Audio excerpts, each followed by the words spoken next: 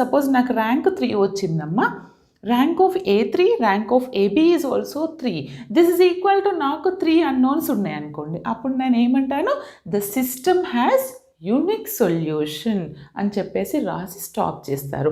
For example, rank of A, rank of AB అనేది same వచ్చింది అంటే ర్యాంక్ ఆఫ్ ఏ 2 వచ్చింది, ర్యాంక్ ఆఫ్ ఏబి కూడా 2 వచ్చింది, but this is less than number of unknowns. నాకు unknowns 3 ఉన్నాయి అనుకోండి, ఇలా సాటిస్ఫై అయినప్పుడు what we have to say, the system has infinite number of solutions. అర్థమైంది కదండి.